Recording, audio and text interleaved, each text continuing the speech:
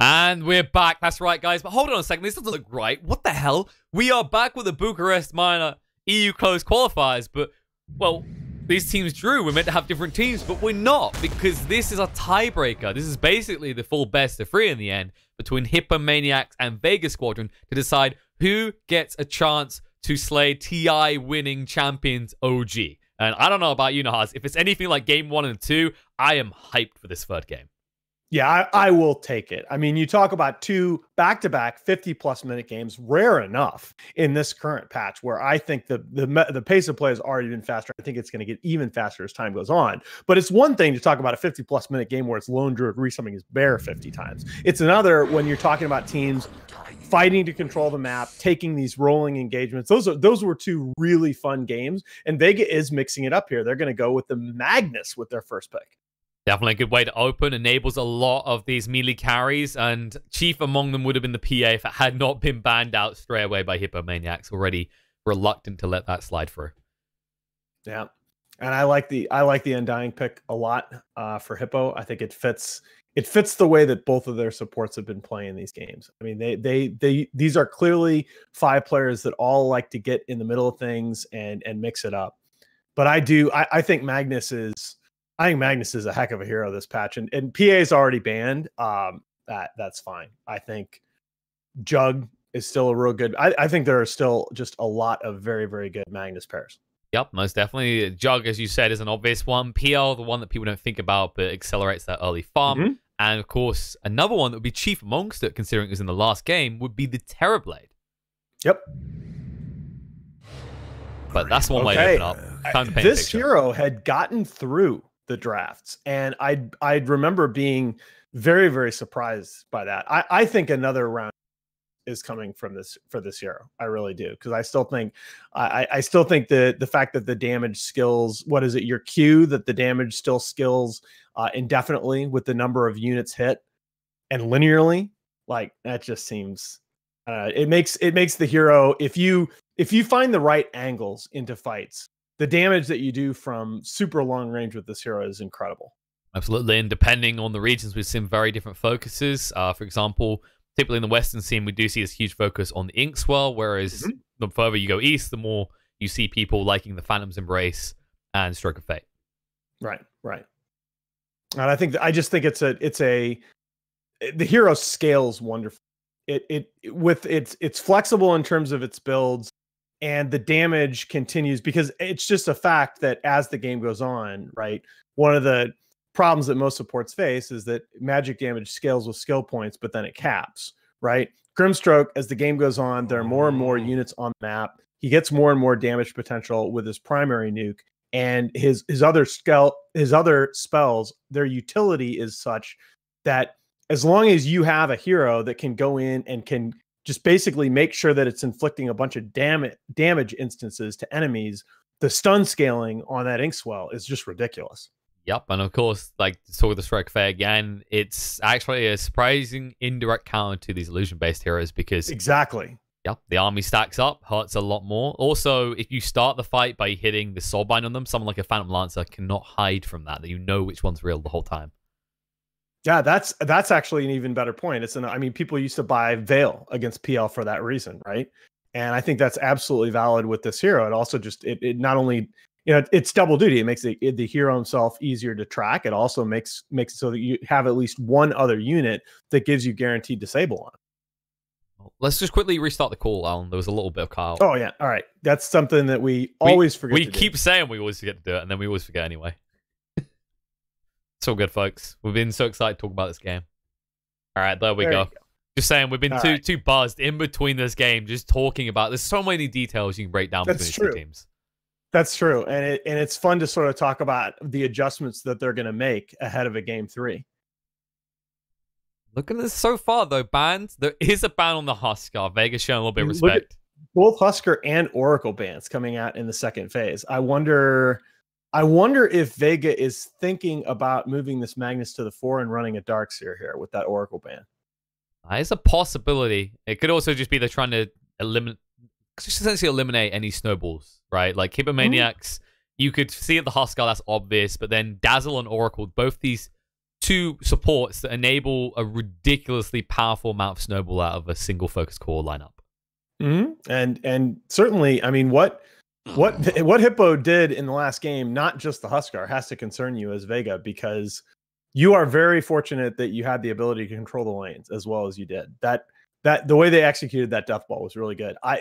I was wondering whether we would see that Animage ban. A lot of disagreement on Animage in this patch. There are some teams that think that this could still end up being a top tier hero. I think it's when the Magnus appears, you just don't want to risk it, because if this hero does get off to a good start, he will take over the game within 20 minutes. Yeah. Well, I think it's just, I mean, there are a number of factors that all make it so that flash farming is just a little bit better in this patch. Okay.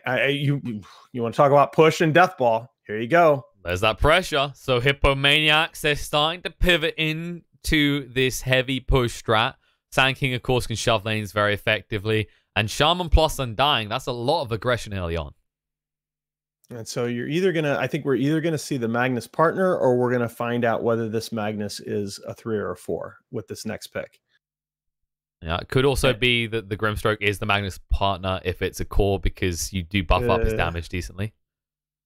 I mean, you can't ignore it. Certainly not on a day when we've seen, Hippomaniacs experiment with a mid Skywrath. But again, I feel like int cores as mids in this patch is very, very dicey. Oh no, I'm saying Grimstroke as the support for the Magnus. Oh, I see. Yeah, okay. I thought you were talking about Grimstroke core. All right, Lena's fine. This is still the flex value is intact, by the way. This could still be a 5 or a 2. There are definitely options available to them, and thus this forces Hippomaniacs to reveal first where their draft is going. Of course, they do have the final pick, but then Vega throwing out the mid potentially this early doesn't hurt them, because they know they will not have the surprise 10th pick. Well, and look at what you've also got. I mean, what you have to look at Vega, and you have to what kept us in that last game was just the ability to just shove lanes continuously. And you've got the first 3 picks on the board with Vega are just heroes that just shove relentlessly. Undying, he's a hero that can help sustain a push. He's not necessarily a hero that wants to push a lane by himself. Sand King's obviously very effective with that. Rasta can do that and certainly can take structures, but at the end of the day, if he's a support, which he usually is, that Ether Shock is very mana expensive. That's going to be an interesting part, is whether this is a support or core. Most likely is going to be a support, because Sand King has been exclusively played as a POS 3 so far. Yeah. And I don't like Shaman as 2 or 1. I don't mind it as a 3. Yeah, I like the 3 position Shaman, but not at the expense of having to shift the Sand King over to support in this game. Yeah, they're taking a lot of time. This is throwing them off. They're not sure. Is this the mid, they're saying? That's a reasonable choice, actually. Against Alina. Well, you can, the catch with the Pugna, of course, is you can decrypt to stop the harassment and stop last hit still. Of course, you can throw out the Dragon Slave. The other big thing is it's hard to hit a Light Strike around to a Pugna because it's so fast. That's the biggest factor.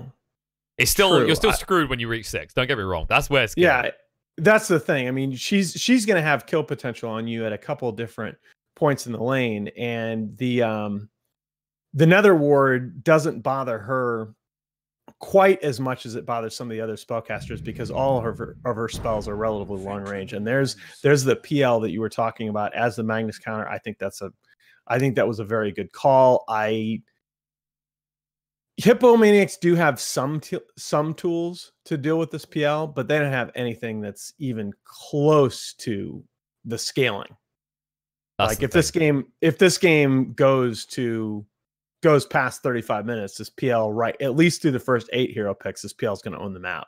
Yeah, that's the thing I'm looking at. It's like I'm going, okay, you got a Sand King at the start. You're going to pressure him fairly well, but once you just look beyond that lane, even if PL has a crappy start, the Magnus is going to help him recover the Empower. Suddenly his Diffusal comes out at a good time, and you're against a Shaman, a Pugna, even an Undying with this Diffusal. They're in trouble. Right.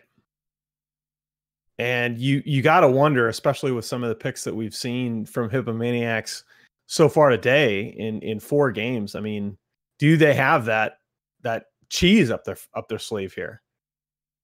That's the thing. People make an argument. Last game they had a Huskar. That's the ultimate cheese. They had a Dazzle as well. Yes, they did. but they fought incredibly well. The question is whether this lineup can make the timings, because right now I'm looking at Hippomaniacs, and what they've already broadcast to Vega. We're going fast. We're going very fast here with the Shaman, with the Pugner. By level 6, we're going to be taking all your tier 1s. I mean, I guess you could, as Hippomaniacs, they've shown some timber in the past, which plays well against PL, but not really against the rest of the Vega lineup. And with the Bloodstone nerf, right? I mean, so many of these Timber and Storm are the main ones. They become so hard to pick because if they die in the mid game, they're now off the map forever.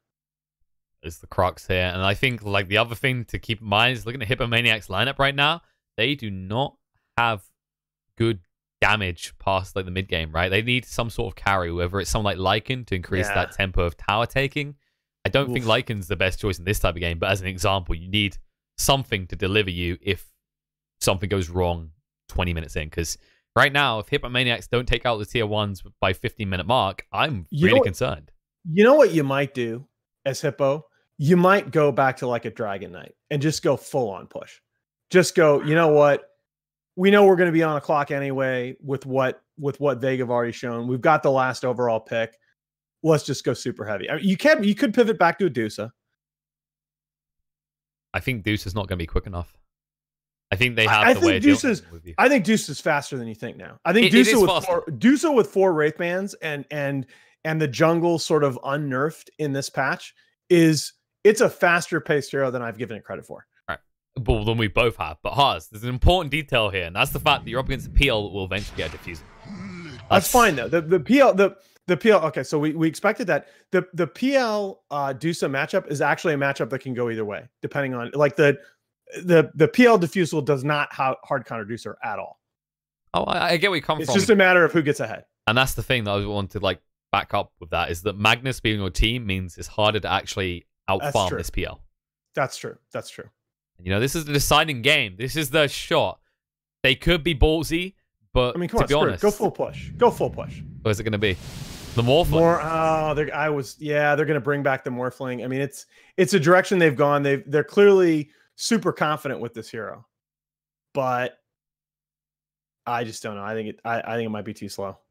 I think you have to be careful. It's going to be up against Lena mid. Yeah. Yeah. I think when I'm looking at this right now, as you get into the mid game, it's hard to actually lock him down before he morphs strength, right? So like for Grimstroke, you can't actually get the Phantom's Embrace out quick enough. An RP, you can hit the morph in time. The catch is probably going to be Pex. If he can get a gaze out before you can react, which you can do, then you can actually just lock down and kill off this Morphling easily.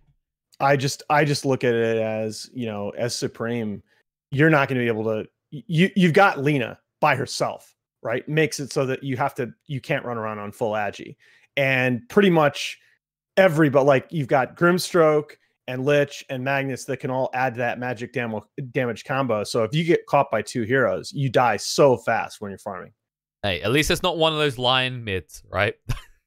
Oh God! Well, I saw that picked enough against Infinite Scaling Finger of Death, guys.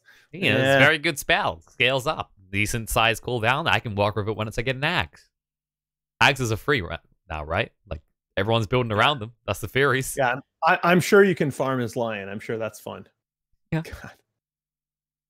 Yeah, just build a Maelstrom. Have a drow on your team. You got the attack or go to work with the attack speed. Can you stop ruining my pubs, please? Look, I'm just saying, all right? If you've got a drow on your team and you haven't built Maelstroms, I don't know what you're doing with your time, but you're not maximizing efficiency, that's for sure. But we got our lineups. We're ready to get underway. They're going to take a moment, take a deep breath, because it's all on the line. They both want to make it to Bucharest, but to keep the dream alive, one must fall so the other can rise.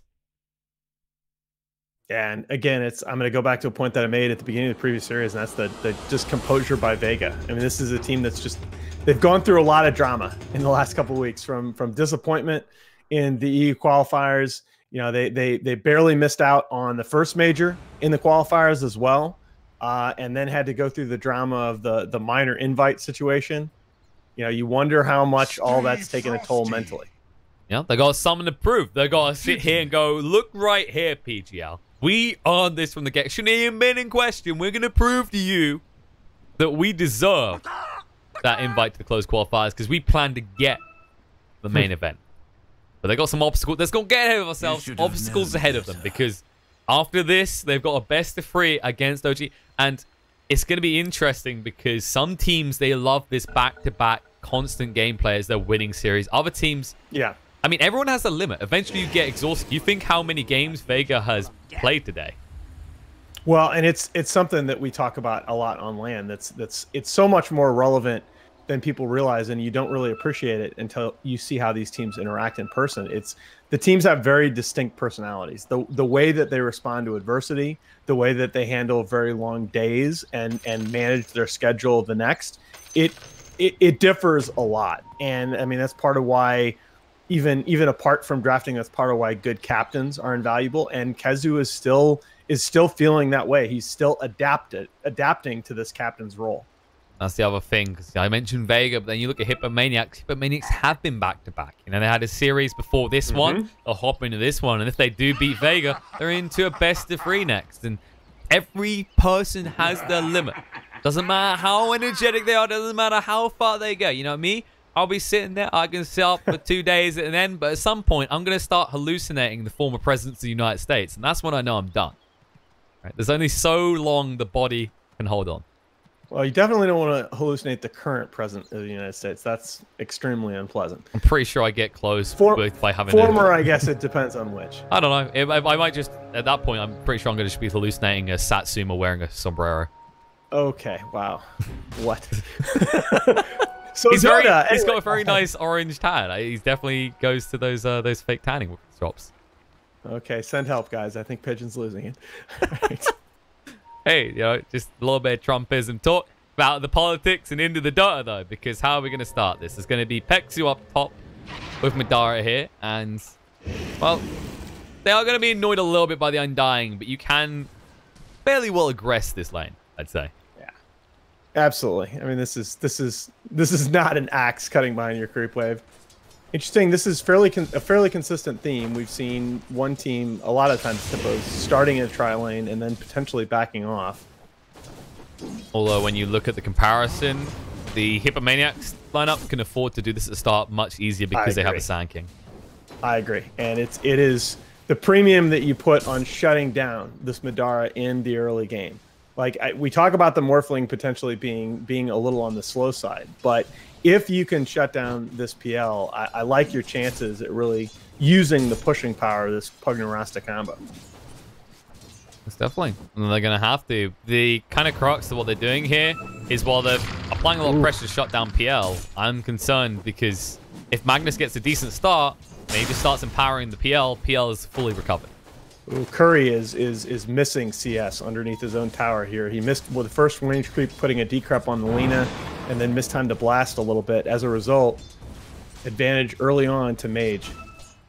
Nice start. Mage is, of course, one of these infamous Lina spammers. He plays the hero a lot. He knows what he's doing. Sand King, what's he doing in the bot lane? Phantom's Embrace on him. He's gone. Okay. They put the sentry far back. He actually panicked because he didn't even get a chance to try and de-ward. Nicely done. Nicely done. A little bit of a ward juke. And now the pressure is on because if Hippomaniacs stay up here for another minute, this may begin to snowball pretty hard in the bot lane. Yeah, and he immediately comes back to lane, puts down a sentry, and Kezu immediately quelling blades it. Pexu getting low here. Oh, Frost Shield goes out. Madara's going to move in, and it looks like Shadow Shaman's going to go down. The Fairy Fire to try and buy some time. One more tap will do it. Madara, there's the Spirit Lance. Can he get it? The illusion? No. Madara, he got baited in. He's got no mana left. No. Can he turn? He's going to go down. Oh, God. What a huge turn of events. Muff living on 20 HP and giving the kill to Supreme on the Morphling. Saberlight, they found Sand King again. They'll skewer across the Bar Strike. It's just a tiny little one. It doesn't get him far away. The salve is wasted here. Even if he lives, he's got a long way to walk back. Yeah. Oh, that hurts. They're actually diving top. Boy, they are diving hard. The aggression is on. They want to feed as much into Supreme as they can on this Morphling because they know the impact he can have after the last game. Yeah, and it's important to note, right? Supreme is still sustaining a pretty good CS total despite all this aggression that they're showing. So he's not getting forced off the creep waves. Now, it's primarily the work, the Undying and the Shaman, which together do a lot of damage with the Shackles and then just punching away with that stolen strength. You do a lot of damage. Yeah, and boy, Pexu having to walk all the way back to base on his Lich. Madara suffering as a result. He does have a TP to get out. That's the consolation prize, whereas Saberlight, he had to make a shameful walk out here. That was close to the mid lane. One more wow. Dragon Slave. He almost got him as close for both of them. They are living life on the edge. No, maybe next time. He wanted it. He won't be able to get it, though. Strike of Fate doesn't have that much range. This isn't a power shot. Saberlight, he has dewarded the bot lane, so he can dance his little heart off wherever he wants now. And look, Curry had to walk all the way back to base as well on his Pugna. Whereas Lina, well, Mage has actually hung around the whole time. Oh, yeah. Got the salve coming out. He's going to get the regen on the Courier. Me on top. Ping's coming now. They know they can't move into Pexu. They just want to see if he uses the Frost Armor himself, though.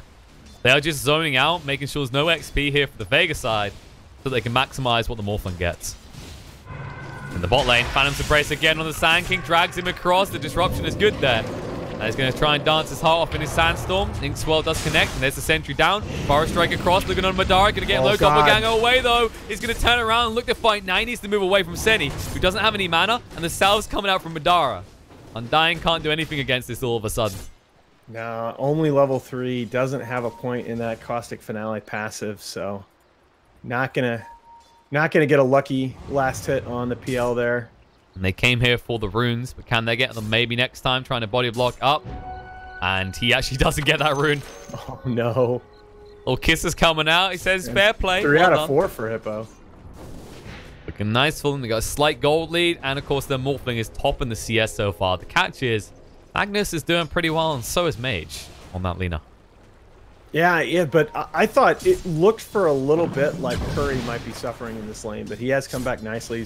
He's actually been kind of spamming that Nether Ward against this mid Lina. He actually might be dead in a moment. Inkswell, Phantom's Embrace is out. They're going to find him, and they can just burn him down with the Dragon Slave. Oh, man, and before level 6, too. I mean, you're as Pugna, you have that clock ticking in your head, but you have the sense there that you have maybe 1, maybe 2 more waves. They get you with the rotation, and now you have to worry about that kill potential from the Lina when you come back to lane. And she doesn't have to worry about you right now because he's still not level 6. So if he comes in the lane, right, he'll notice the mana now, so he should be fine. He will be able to get 6 on this creep wave. Yeah. And Mage needs to go use the Shrine. Yeah, it's just a little fortunate that the wave was pushing right into his tower as he come back, although no last hit on the catapult. No, sorry. He misses it. Meanwhile, Kezu has switched up to top. He's just mirroring any movement the Sand King makes because he's winning this matchup. Yeah, let's not leave this Morphling free farming bottom, though. That would be a problem. He's going to go there. Madara, he wants no part of that. He's actually heading top again. Looks like he might end up just being relegated to the jungle at this rate. Invis rune on the Seni Undying. Magnus? Gonna try and set up a play onto Kezu here, but he's tanky, man, and he's level 6. Shackles coming out. RP is there! RP, they use it. Sand King gonna get low. Can they find him, though? The Soul Rip's good enough, and Kezu skewers through. Finally uses the Shockwave a little bit too late, but there's the Frost Armor to protect him. Now they can't even right-click him down. They're gonna stand their ground. Undying, getting low. TP away from Muff in the meantime. As they lose 2, the first RP pays off. Oh, man, absolutely sick move by Vega, and validating the decision to leave the Morphling a little bit free bottom. You die, yet your but the Morphling will eventually become a problem because in this type of game, an E-Blade build can pay off against at least 3 of these members of the side of Vega. Curry, that Lina has ult, buddy. What are you gonna do? Decrepify yourself? I wouldn't advise it. Times are hard on Pugnas when they have to lane against Linas like this. She has actually got the raindrop as well, so she can tank a lot more than the Pugna can. Yeah, a little bit surprising to not see Curry go that direction as well against Lina. Yeah, he's already feeling the burn. I mean, look how much of his health he lost to just 1 Dragon Slave. 2 Dragon Slaves. Mage. Oh, the Laguna. Oh! No! 40 HP. Mage did not do the maths on that one. No, not quite. Well, he at least forces him out of lane again as Curry runs away. But need to be careful because the Shaman is nearby. It's a level 2 for Shock, which would get you close to death. There's an Arcane Ring bolt, though. He's going to take that camp. He life drained it, but he's still going. He's leaving. Mage actually didn't check for the runes. He would have found a nice Arcane Rune at the bot. And the ward now goes down that will reveal that. This mid lane has been very much people walking back. Twice now for Curry. I believe it's the first time for Mage. Saberlight might be in a little bit of trouble here top. They reveal him the dust. They got vision. Frost Armor slowing down. That Burrow Strike is not good enough to skewer through to follow up. He is going to fall. And they drop the Tombstone as well. They'll get the final tap. They'll even farm up the Tombstone as well. Madara needs to be careful. Okay. Senny's controlled up. He gets wrong. He doesn't know which one's real. Nice. Nice. And focuses for Hippomaniacs in the wrong area because you can see that number at the Shaman to the mid. They know they need to actually find a kill on Lina because she's just pressuring on Takari too much. Yeah. Vega making the adjustment, leaving the Morphling down bottom. It doesn't look like Hippo is really, you know, playing conservative result. He's going to, I mean, there you go. You left the Morphling alone and he gets the kill. Well, this is the real reason he named himself that. When ganks like that fail, he can just say maybe next time, because this time it will not be a kill. It'll be him the one going down and Supreme moving across. I'm sure he's never heard that joke. Maybe he's heard it too much and now he's just upset. Dude, Supreme, you have. Okay, Light Strike Array, they know. Oh no, the gauge! They get him, Laguna! I mean, he was sitting there in the trees on like under 600 HP. He morphed a little bit, but...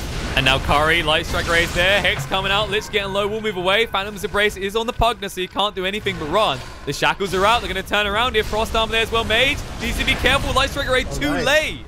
His greed gets punished. Yeah, a very high value rebuttal kill. I did not think Mage needed to play there quite as aggressively. I feel like the Phantom's Embrace as well, you probably put it on the Shaman instead. And then you should have Light Strike Array in time to deal with the Pugna. But as a result of that, Pugna just skirts back in, finds himself a kill, even finds himself a haste rune, so if he wants to go use a shrine. And that's significant because the gold lead is still basically even. It's switched from Vega now to Hippo in the last few seconds. EL still playing catch up. Look at the difference between him and the Morphling. I mean, the Morphling has just been given so much space, and if I had to criticize at this point in the game, it's just that the other four heroes of Hippo, I felt like needed to play a little bit more conservatively, knowing that they were 4v5. And you can also see a very different item choice from what we usually see on a Morphling. He's going for the Diffusal because he wants to be involved early in these fights. Still, he's going to... I understand the rationale there, but he is going to be very susceptible to all this magic damage for a long time if he goes that route. Senny is susceptible to a lot of right-clicks here as Madara runs him down with the Frost Armor. They'll smoke up instantly. They're going to move across here. Uh-oh, Grimstroke in the mid lane, getting low, trying to move on to Curry here. Life Drain's going to come out, but it's done. Perfectly timed now. The ward's down. They just melt straight through Pexu. Madara has to retreat. Curry is chasing on to maybe next time, who does have a salve. Meanwhile, in the jungle, they try to go for Supreme. Here. They're going to turn around here. The Laguna's still available. The stun's going to be the turn to lead himself. The Burrow Strike, the Light Strike Rate, they both connect. The Mage has to turn around. He actually gets the kill on the Supreme. Morphling? Question mark. Why? Yeah. Yeah, there's really not much more to be said there. I'm trying to think if that was like a mispress. It had to be because he knew she wasn't stunned long enough. He knew going full Agi was probably going to get him killed. He had to know.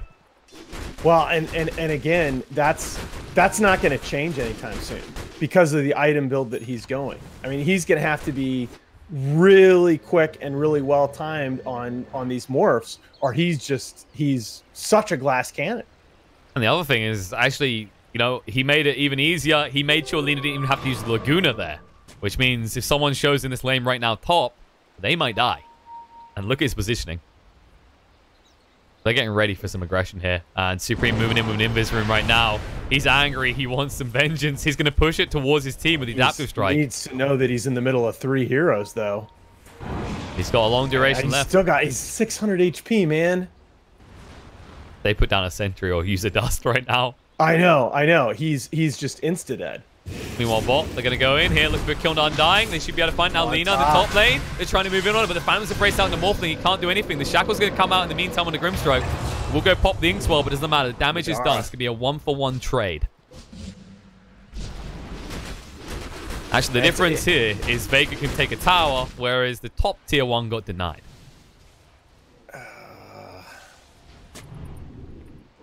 Effective trading, because now look at the PL. Look at how he's accelerated. We did warn about this in power and how quickly. That's the problem. And I mean, look, I mean, Morphling does get his level 10 talent. When he finishes that, I mean, in a way, Morphling doesn't care because he can turn agility into strength anyway. But it just feels like you need to make this game a little bit easier to play here. And the Diffusal build means you really have to choose between being a viable damage source in these fights and living through any kind of a spell combo. He's kind of turned himself into this utility, this kind of control factor with big stuns and slows. But you look at the lineup, and he's actually meant to be the physical damage as well. I mean, it's the thing, right? The E-Blade build, the point of the E-Blade build is you get in, you do your damage, and you get out. You don't have to worry about standing there right-clicking with Agi. Kezu, oh, said he sidesteps the skewer. But they do get the Arcane Rune. Kezu will be happy about that. All right. He has got the RP off cooldown. He just needs a little bit of mana. Question is, can they make a play? He's got 2 clarities. He's actually going to go top, just continue farming. Epicenter in the bot lane, though. They're going on Madara here. No, he sees it coming. Doppelganger's away. They're going to move now with the life drain. They'll be able to clean him up. Mid, though. Are they going on this? Yeah, they are. Lena's going to go down as well. Supreme. He finds... That was actually their move. That's just... That's too many deaths by mage. It's costing him a lot now. You stack the two deaths by Madara as well. You know, those the one was early on, so you can't really complain too much about that. But you know, 4 deaths on your 2 farming cores at this stage in the game. It is a problem for sure, and losing these towers is another problem. We said there was a timing Hippomaniacs had to make, and you know what? The 5 seconds over Alan, but they're doing careful, buddy. He committed on Kezu so hard there. And he won't get him. The RP used, but they get a big kill. They did lose their tier 1, but that is the most important kill in the game for them right now, because while Pugna will bridge you through this mid game, you need this Morphling to take you through the late. Moving in, Mage. Oh, he shoot up here. He's going to be moving forward by Saberlight, and look at the damage coming out. He's gone. They even dropped the wards to ensure they can get the tier 2. Oof. Costly errors coming out from Mage, and every time his team finds something somewhere else, he's giving something away and not helping him. We talked about just the effects of having all these games back-to-back and what a test of mental endurance it can be, and I think you're seeing a little bit of that come out here in this game, a little bit of questionable decision-making here on both sides. You know, these are big core deaths that we're giving up here, and it really becomes a little bit more significant on the side of Vega because of the push potential of that Rasta-Pugna combo. Even the Sand King can shove lanes all day long. And now they're going to shove onto this tier 3 tower. This is a Pugna, of course. You know how this one works. Life Drain, though, on Kezu. He didn't expect that. The Burrow Strike doesn't connect from Saberlight. But they already used the Phantom's Embrace. They'll dust him up. And looks like Sand King's going to go down. They shoot that with the Laguna. Yeah, I mean, he knew what was going to happen there, right? That if he misses that Burrow Strike, he absolutely trades his life. But like just with Magnus down, I think the rest of his team feels pretty good about it. Like, he knew what he was doing. He knew, but it allows Pugna to keep poking, and they almost have that tier 3 tower. Yeah, SNY coming out for the PL is leading the board and farm, but not as much of a gap with the Morphling as I'm sure he would like. He has built a very aggressive build in a different form. Usually you see that Diffusal, but he knew he had to tank up a little bit. But this is PL meaning to fight. And the reason, guys, I don't mean to harp, okay, but the reason that I'm making a big deal out of all these Lina deaths is, you know, if Lina were making her progress toward, say, a Shadow Blade, Supreme would not be able to do what he was just doing and clear his entire jungle on full Agi. No, I agree. You look at Lina, she's meant to be this mid-game hero that controls that flow, who finds those pickoffs regularly. Instead, she's the one being picked off. Becoming problematic. At least Madara is finding pickoffs, though. He just casually walked top and did find a Shaman alone. And the good news is he can actually go into these aggressive mid-game items like a Sanjin Yasha, maybe like Diffusal then, just fight. Because when he needs to farm, his bro Kezu's got his back. Mid. They found Grimstrike. Okay. Yeah, that's, again, your supports have to be pushing out lanes at this point, and that's going to happen. And those are not bad deaths per se, unless you turn one death into multiple. Or if you allow them to now turn that into a Roche, because the DD just spawned outside the pit. Supreme needs a second life. Why wouldn't it? So Morphling on 206 Agi and a DD. Sweet. Thanks, X-Rock. Now, by my mathematical calculations, that's a lot of damage. Yeah, I mean, this is why I had to get a PhD, so I can tell you you're right. There we go. Glad of that. And they'll be glad about getting the Aegis because Vega were too late to interrupt this. Saberlight being pretty aggressive on the backside. They're going to move in. Soulbind's going to come out. They use the Hex already in the Grimstone. Laguna, a lot of damage done, but the Morphin coming out from Supreme. He's going to be fine. On the back foot, Sand King will go down as they go for the backstab. Madara is the real concern in this fight. They'll look for Senny next. Decrepify keeps him alive in the meantime. Now on the back, still chasing through. Supreme getting low. Wants to kill the Mage, but he can't find it. Turns to the Lina, but he goes down regardless. They got the Light Strike array from when he comes up. He might be in a little bit of trouble here. He's pretty deep. He can't actually escape quick enough. Supreme, waveform down. RP! They all walked in. Kezu! Oh my God, team! Wow. Morphling, he gets away, but he's got no one left. You know that sometimes happens? You just get so far into the fight that you, even at this level, sometimes you forget about one of those big ults, because usually those are coming out earlier, but man, Kezu holds it, waits for 3 in the choke point, and just drops the hammer.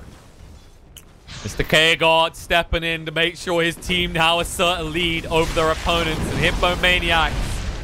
Well, I'll be asking where that went wrong, because that wasn't just losing 4. You essentially lost 5 because you lost the Aegis on Morphling as well.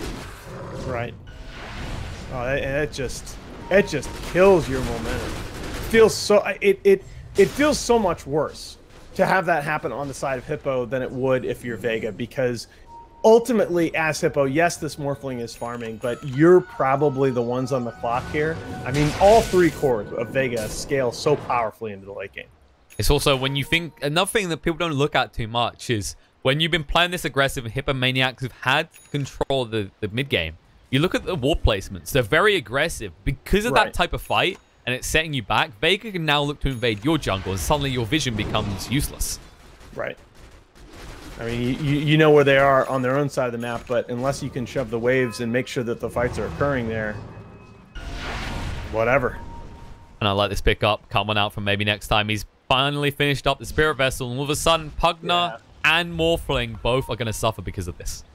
Yeah, smoke play coming out here on the side of Hippomaniacs.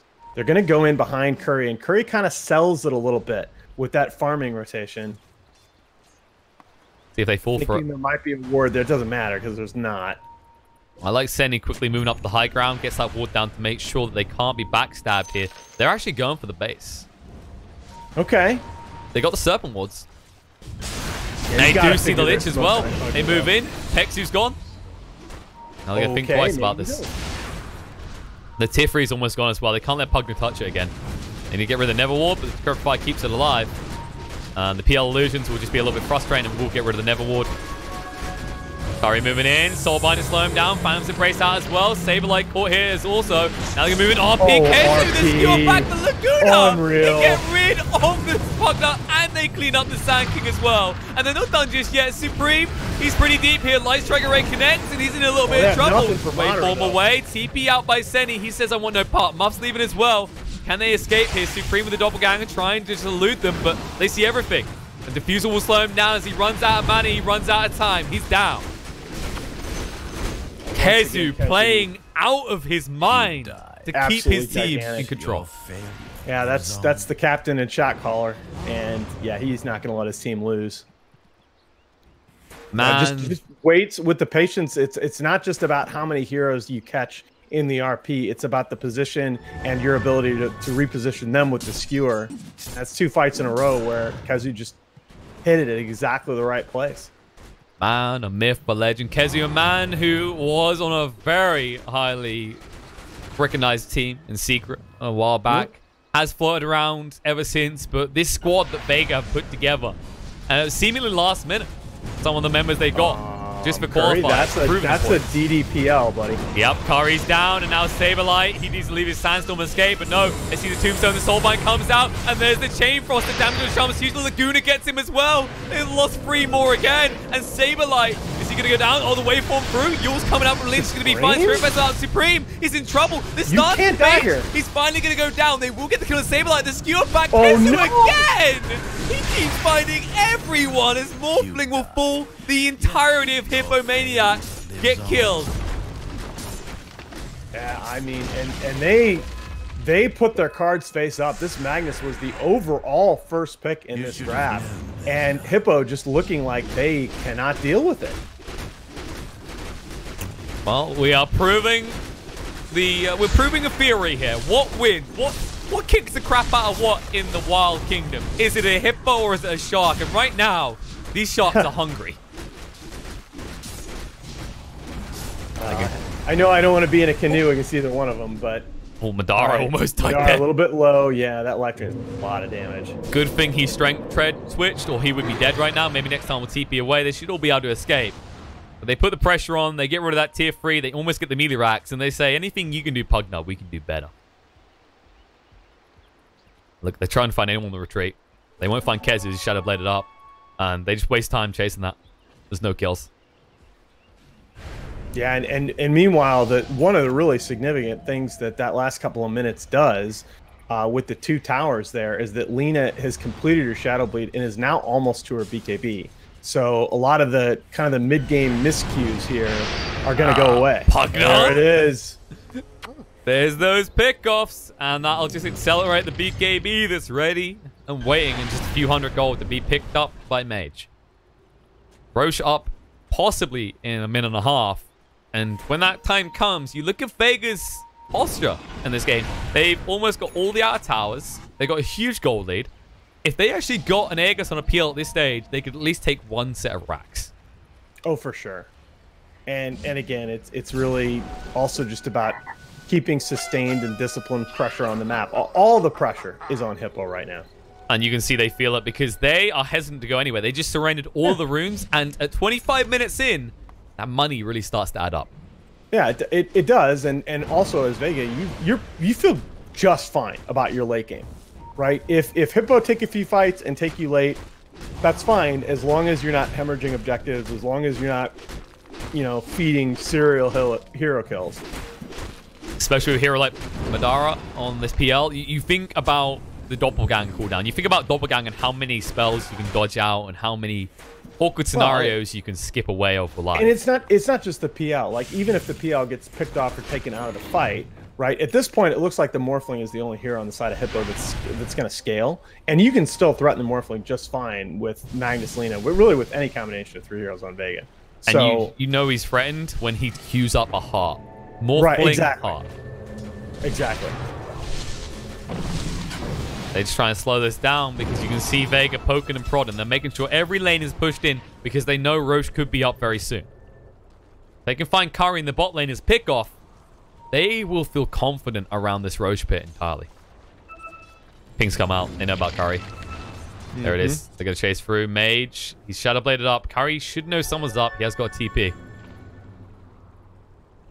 He's hanging around. Mage sees him. Oh, no. Yule's in the Light Striker array. Can he get Laguna? Yes, he can. And that's the pick-off. And 50 seconds until Roche is up. I really think, and we talked about this in the last game, I think you got to think about Aeon discs on these Pugnas. You're just so vulnerable to pick off. Oh, so, Mage. okay, fine. They're going to find a pick-off in response. He's moved by with the Shadow Blade. They were waiting. They dropped the wards. They dropped everything to ensure the kill. But now, look at this. Kezu is here. He wants to fight. There's a sentry down that sees him as he moves through the Shadow Blade. And he finds Mahaner's like, no, wait, guys. I'm going to farm the wards. Come on. Yeah, what are you doing, guys? This is free gold. Got his DD, but you won't get to use it in that way. But the thing is, with those Serpent Wards committed there, Hippomaniacs just crippled themselves when it comes to defending the Roche. Yeah, exactly. In fact, defending base, defending anything right now, because a big chunk of their damage is honestly coming out of those level 2 Serpent Wards. Yeah, it really hurts them that as much as we talk about the Lena's deaths in the mid game, this Pugna just feels like paper. I mean, he gets jumped on by anybody. I just see the biggest problem right here. I'm looking at Hippomaniacs lineup, and we just said the Serpent Wards does a lot of damage. Screw the Undying, he's going to die. You know, it's not. Ignore his name. It's not true. Undying, dying, or like. But I'm just focusing on this more. Nice hero. That's your joke. I mean, nice hero. Really... I'm skipping by it. I'm not focusing on it because there is an important thing here, Alan. And that is that this Morphling does not do enough damage, especially when he's building into a heart. He'll live, but who kills who? Well, again, it is Morphling. Heart does give you some strength. You know, you can turn that into Agi, but it's kind of an unconventional build here on the Morphling. You're not going to have the Manta style completed for that extra dodge potential and split push. And look at this. Roche is now up. The pings come out. They're saying, let's maintain vision. Let's get ready around this pit. Hippomaniacs. The problem is with these creep waves always pushing in. And this is important. We said about this in the previous game. Vega very good at doing this. Is when you keep these lanes shoved in, if no one is coming to them, you know they're probably looking towards that pit. Right, exactly. Yeah, but you still can't necessarily do that much about it. No, Serpent Ward's a backup. Shaman could help out around this Roche now, and it's the crucial part is if Sand King can get the level 3 ult. But he's dabbled in. He did. He's going aggressive. The BKB comes out, though. He shoots out the Burrow Strike. He's going to be fine here. Gets through the Tombstone. Ready to take over the fight. Saberlight's been found. Major no BKB. Light Striker is there. And Sand King will no longer be. He's going to go down. The RP gets committed for nothing. Kezu. Interesting choice. Won't matter, though, because what they've done is they've secured the pit. Yeah, exactly. You know, Tombstone down. And you're going to Roche decently quickly here, I think. Look, do you see those PL illusions with Morphling? He's got the arm pieces. We are StarCraft now, folks. Curry. Meet Zeratul. Crazy. Moving in, skewer. Kezu found another one. The Shaman. He's going to go down. No commit on the wards. He's going to buy back as he needs to on the side. They do find the kill on the Lich. Both of them will have to buy back to get back in this fight. They keep them out of the pit for the time being. But they are definitely investing more resources to make sure that's the case on the side of Hippomaniacs. There's a DD bot as well. You're just feeling the delay game. Thank God that's not top. We have seen TIs decided on the back of runes outside the pit. This one isn't outside the pit, but they'll spot it. Vega falling back here, though. They are being very careful about this. They have a huge lead. They, as you said yourself already, the later this goes, yeah, the more Vega feel. I have no issue with them playing methodically. You're just admiring it. You want to highlight it. Like, this is how you play. The question is with Sand King dead, who even goes into the Roche pit there for Hippo? Like, Shadow Shaman can't blink in. I mean, it's more... if your plan is morph waveforming in, I would strongly urge you to reconsider. That is a high-risk play until you get 2 charges of waveform. I mean, yeah, he's got a heart. He's quite tanky now. Yeah, but it's just going to be like watching one of those brutal Mortal Kombat finishes as someone just rips his chest out, finds his heart, just crushes it. Especially a DDPL right now. Right, and that's kind of the problem, that there's enough spells and there's a bunch of PL illusions. Morphling is not going to have as easy a time as he would in a lot of games disengaging from these fights, exploiting the heart regen, and then going right back in. You know, Vega have what they need to press the action in these engagements. They're not afraid of taking long fights. And they are looking to take a fight right now. They are smoked up and on the prowl. They don't want to go up the high ground like this, but the spike is going to be broken. Curry will be able to blink away in time. They're trying to move in. Sand King jumps across, but the Phantom Brace comes out. He's in trouble. Major, the BKB is going to be fine. Sand King is not. He's going down pretty quick out of mana already. Trying to move away on the side. The Serpent Wards are committed, and they find Kezu. The most frustrating fawn on their side is now dead. They're going to go for BKB out from Madara. Finds the kill in him up. The 2-for-1 trade on the back. Laguna is going to be there, though, and they do find the kill in the Undying as well. Waveform goes through. Finds the kill in the Pexu. Trying to even up here, turns into PL himself, says, Mage, you're my target. But Mage's out of mana, he doesn't do enough damage. Supreme needs to move away quicker than this. As Madara proves he is the true and most powerful. He needs to not be out of mana. Silenced up. He needs to actually get rid of that, but Crepify means he can't. Spirit Vessel's out, and Madara looks like he's the victor in this, as he asserts dominance. They're moving forward, looking for more. They won't find it, but they have secured the Roche pit. The Sand King's down for 40 with no way back in. Yeah, and you can see how Vega are putting a lot of priority on this Sand King, and I've got to agree with that, because once Saberlight is dead, Hippo does not have that much in the way of AoE control. Certainly not compared to Vega behind Kezu, who you've got the LSA as a backup, you've got Grimstroke spells. It should also be highlighted, like even Lich Frost Shield. Have you noticed something here in this game, by the way? Does it feel like the Phantom Lancer is building like a Morphling and the Morphling is building like a Phantom Lancer? You know, almost. Actually, yeah. Actually, yeah, it is a little bit weird, but I think the PL's build is definitely appropriate to the situation. I don't know that the Morphling's build is bad. It just doesn't fit the tempo. I think you're right. Yeah. Like the PL, what I love about this BKB pickup especially is we said when he gets to level 25, he can elude and be fine. But that's a long way off. Between 20 and 25, that's like 2, 3, maybe 14 fights. Well, and you just look at like when Hippo was going to need to take control of this game. I mean, the big problem area for Vega was going to be if Hippo could sustain these mid-game pushes. And that BKB, you know, it may not be the optimal build once you get to 50 minutes, but it's going to take you through that mid-game. Instead, Hippomaniacs once again on the defensive. Vega ready to move in. All ults are available for Hippomaniacs. And, well, they are going to get PL pretty low there. You can't underestimate the amount of damage with the Decrepify.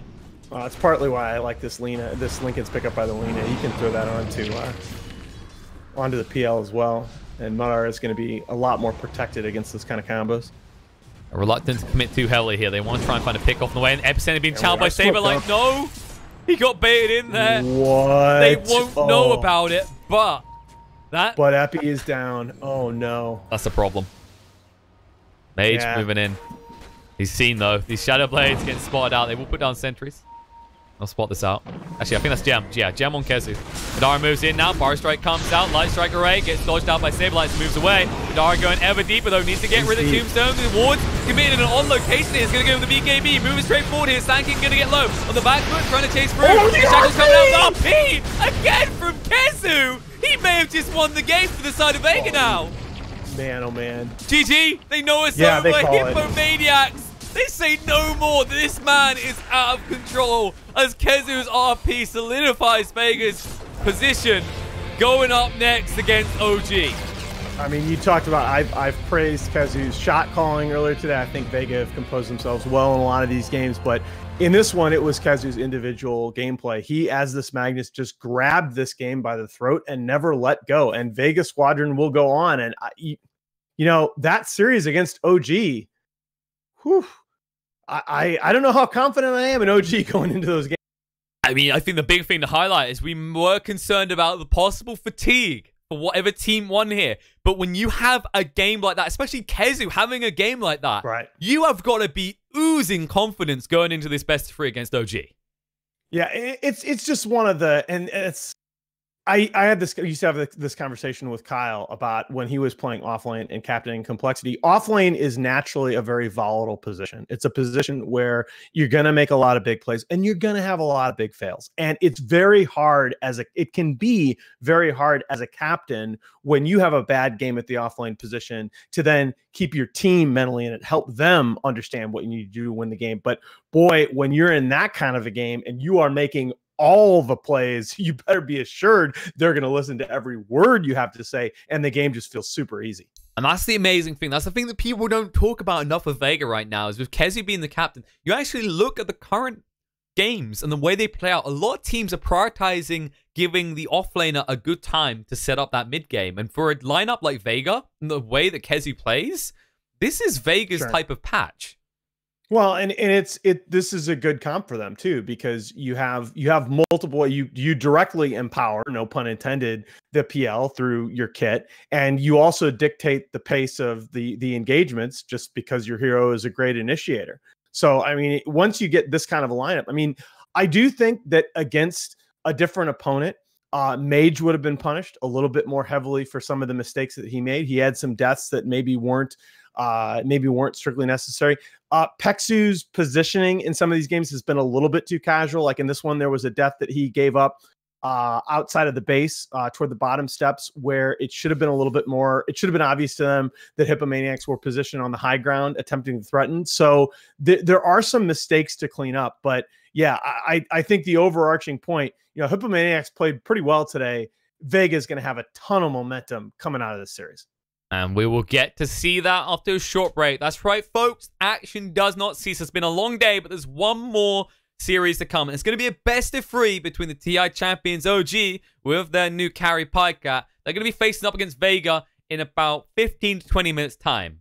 So stay tuned. you most definitely don't want to miss this, because we're going to see if OG can hit their form and make sure they can definitely get to that minor, or if Vega will just keep this, well, what do you want to call it, this streak going, this amazing kind of events going. Stay tuned, folks.